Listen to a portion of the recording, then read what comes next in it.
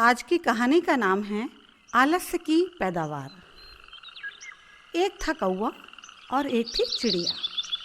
कौवा था अव्वल दर्जे का आलसी, मन का मैला और कपटी। कमाने खाने की न तो उसमें शक्ति थी और न ही उसकी इच्छा, हमेशा तकलीफ रहती। चिड़िया थी कर्मठ, फुर्तीली और हिम्मत वाली। सवेरे जल्दी उठती, फूस बुहारा निकालती, दूध दूहती, चूल्हा चौका करती, ढोर डंगरों को चराती और खेती का सारा काम करती। हाथ में लिए काम को समाप्त होने तक नहीं छोड़ती। कौवे ने चिड़िया के राखी बांधी, उसे धर्म बहन बनाया। साफ भोले मन की चिड़िया अपने भाई का खूब मान रखती, पर कौवा उसके साथ कुछ ना कुछ बुरा सुलूक किए बिना मानता ही नहीं था।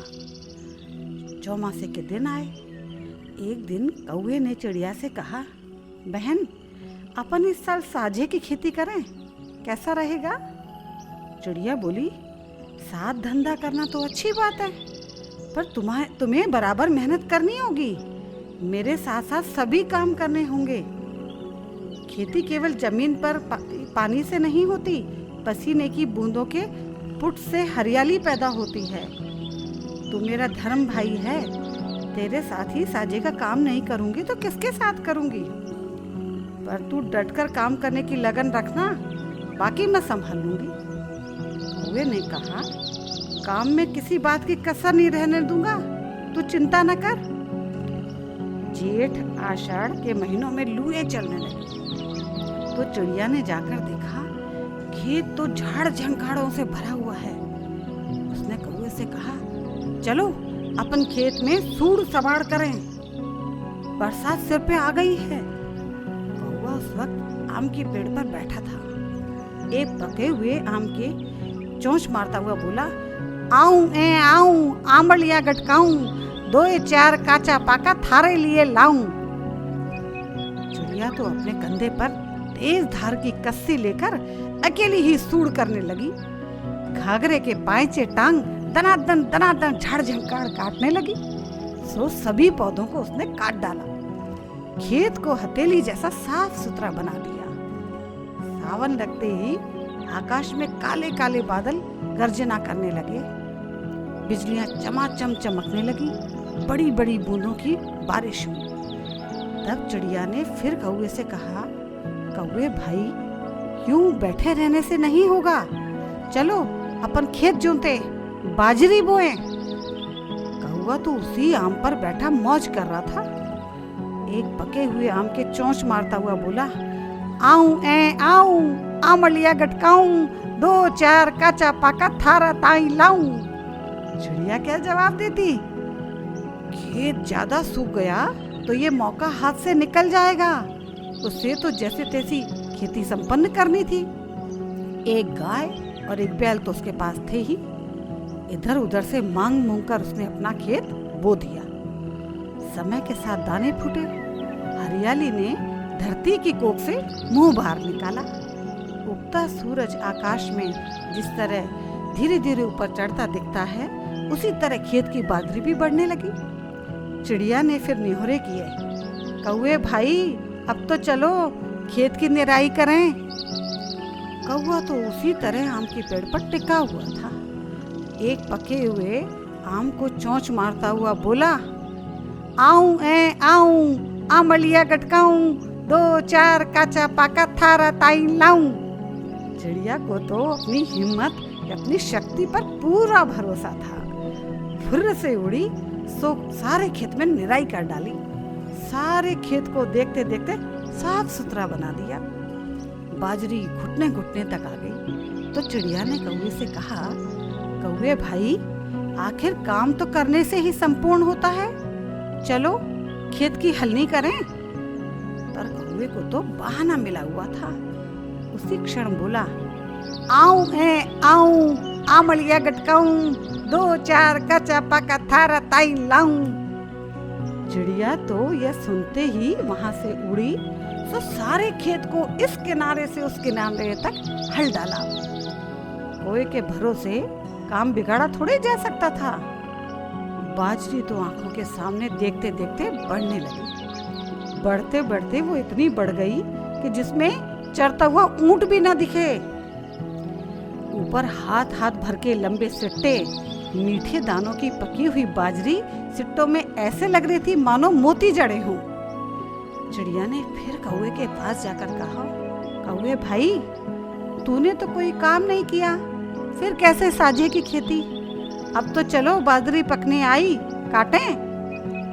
कौवा तो आम के पेड़ से हिला ही नहीं। एक पके आम के चोंच को मारता हुआ बोला, आऊं आऊं, आमलिया गटकाऊं, 2-4 काचा पाका थारा ताई लाऊं। चिड़िया ने कोई कौवे के भरोसे खेती तो की नहीं थी। उसे अपनी हिम्मत पर पूरा विश्वास था। कौवे के इनकार करते ही वह फिर फुर्र से वहां से उड़ी। सो देखते देखते देखते सारे खेत को काट डाला, कटवा कर इकट्ठा करवा लिया।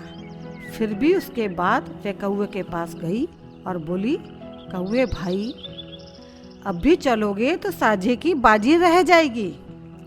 काम तो सारा मैंने संपन्न करवा लिया, अब तो केवल साझे का नाम रखने के लिए ही चलो। अपने हिस्से की सिट्टियां तो चूंट लो।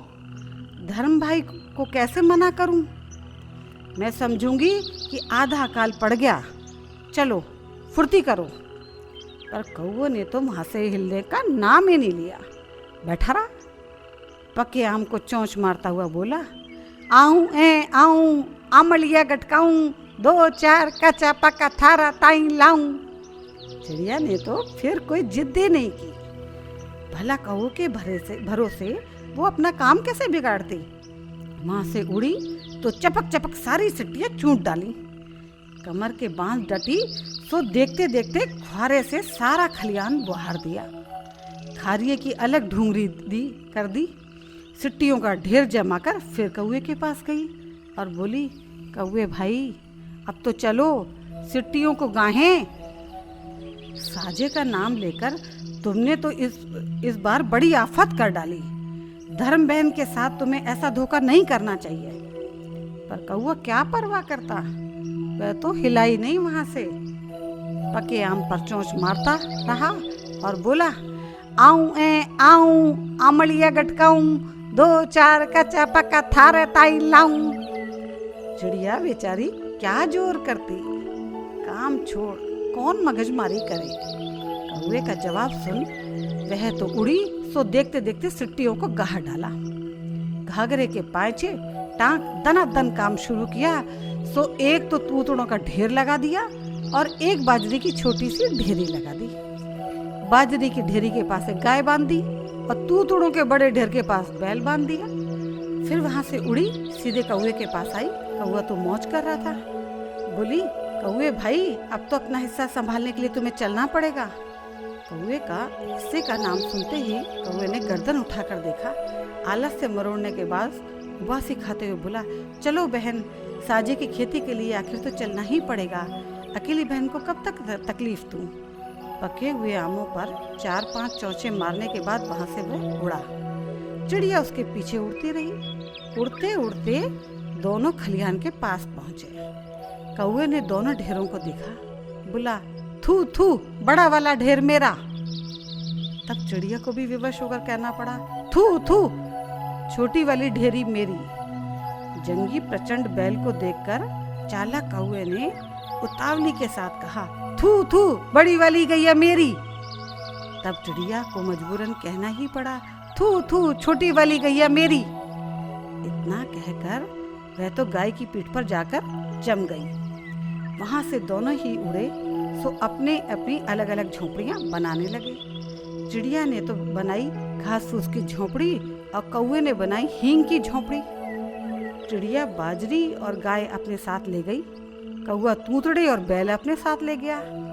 चिड़िया दोनों वक्त दुहारी करने लगी, रोज विलोमना करती और हर रोज बाजरी का खींच पकाती, दूध दही खाती और मौज मनाती। काम के वक्त आम खाने वाला कौवा बैल के मूत में तूतड़े भिगो भिगो कर खाता, मुश्किल से अपने दिन तोड़ता, भूख के मारे हरदम चिल्लाता। और उधर मेहनत से खेती करने वाली चिड़िया के आनंद का पार ही नहीं था। एक दिन चिड़िया के आए मेहमान बघार की खातिर उसके पास हींग नहीं थी। वे उड़ती उड़ते कौवे के पास गई, बोली, भैया मुझे बघार के लिए थोड़ी सी हींग दे दे, मेरे घर मेहमान आए हुए बैठे। कौवा तो चिड़िया पर नाराज था ही, बोला, हींग की डली दूं तो मेरी झोंपड़ी में छेद हो जाएंगे, बारिश के दिनों में ये चुएगी, ऐसा झूठा लिहाज मुझसे नहीं रखा जाता। चिड़िया ने बहुत नौहरे किए तो भी वो नहीं माना सो नहीं माना। आखिर उदास मन चिड़िया अपनी झोपड़ी में वापस लौट आई। घी व गुड़ से मेहमानों की तीमारदारी की। दूसरे साल फिर चौमासा आया तो बड़ी बड़ी बूंदों का मेह बरसा। बूंदों की तड़ातड़ में हींग की झोपड़ी गलकर बह गई। कौवा पानी में भीगने लगा। बूंदों की मार, उस पर हवा के थपेड़े, अंधड़ की फटकारें, कौवा तो थर-थर कांपने लगा। कांपता जैसे तैसे चिड़िया की झोपड़ी के सामने जाकर रुका। चोंच से दरवाजा खटखटाया। चिड़िया ने भीतर से पूछा, कौन है? कौवा बोला, यह तेरा भाई है कौवा। चिड़िया ने फिर पूछा, आज अचानक बहन की कैसे याद आ गई, क्या गरज आ पड़ी? तब कौवे ने रोनी सी आवाज बनाकर कहा, बाहर पानी में भीग रहा हूँ, दरवाजा खोल नहीं तो तेरा भाई मर जाएगा। चिड़िया तो सुनते ही समझ गई कि हींग की झोपड़ी गल गई। बोली, भाई कौवे, इतनी जल्दी भूल गया, तूने मुझे हींग की डली के लिए ही मना कर दिया था। कौवा क्या जवाब देता? यहाँ तो उस हाथ दे और इस हाथ ले वाली बात हुआ करती है। तो भी बेशर्म की तरह लाचारी करने लगा। चिड़िया को दया आ गई। मन में विचार किया, आखिर है तो धर्म का भाई, इसकी नीचता इसके पास, मेरी भलाई मेरे पास। दरवाजा खोला, कौवे के लिए ताप किया, तब कहीं कौवे की हालत सुधरी। पर चिड़िया के आलस से कहाँ, बरसते पानी में रवाना हो गई। सिर पर रेंडुनी रखी, बेवड़ा उठाया और बोली, भैया मैं तालाब पर पानी लेने जा रही हूँ, तू चूल्हे में फूंक देते रहना, घर का ध्यान रखना। पर कौवा क्या खाक ध्यान रखे? उसने तो चिड़िया के बाहर निकलते ही घर की तलाशी लेनी शुरू कर दी। एक हंडिया में खीर थी और एक हंडिया में दही। उसने तो फिर भला बुरा कुछ नहीं सोचा, फटाफट खीर या दही का सफाया कर डाला। चिड़िया के आने की भनक सुनी तो चोंच धोकर चुपचाप चूल्हे के पास बैठ गया। चिड़िया ने बेवड़ा उतार कर देखा तो न हंडिया में खीर न दही। पूछा, कौवे भाई मेरी खीर कहाँ? कौवा आंख मसलता बोला, पगली कहीं की, मुझे क्या पता, चूल्हे में फूंक देते मेरी तो आंख फूट गई और तुझे खीर की चिंता है। चिड़िया ने फिर पूछा, बता हंडिया का दही कहाँ गया? अभी पीछे छोड़ के गई थी। कौवे ने तो वही रटा रटाया जवाब दिया, पगली कहीं की, मुझे क्या पता, चूल्हे में फूंक देते देते मेरी तो आंख ही फूट गई और तुझे अपनी दही की पड़ी है। सुबुक सुबुक करता वह अपनी आंख मसलने लगा। इस बार चिड़िया को गुस्सा आ गया। एक जलती लकड़ी लेकर बोली, ठहर, तेरी आंख अभी फूटी नहीं है, मैं फोड़ती हूँ, झूठा दगाबाज कहीं का। यह कहकर उसने सुलगती लकड़ी उसकी आंख पर मारी। सचमुच ही कौवे की आंख फूट गई और जोर से चिल्लाया। चिड़िया ने खदेड़कर उसे बाहर निकाल दिया, दरवाजा बंद करके कुंडी लगा दी।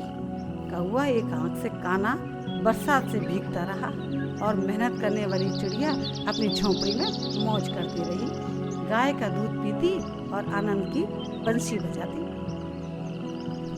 राजस्थान के मशहूर लेखक विजयदान देथा जी को सब प्यार से बिज्जी बोलते हैं। तो बिज्जी ने राजस्थान की लोक कथाओं को इकट्ठा किया और दोबारा से उनका लेखन किया। तो इन्हीं लोक कथाओं में से बच्चों के लिए कुछ लोक कथाएं चुनी और उनको अनोखा पेड़ नाम से एक सुंदर किताब में छापा। कहानी का नाम है आलस्य की पैदावार। तो यह कहानी बिज्जी की लिखी हुई है और आज अनुपमा जी ने इस कहानी को आवाज़ दी है। तो सभी का बहुत बहुत आभार और शुक्रिया।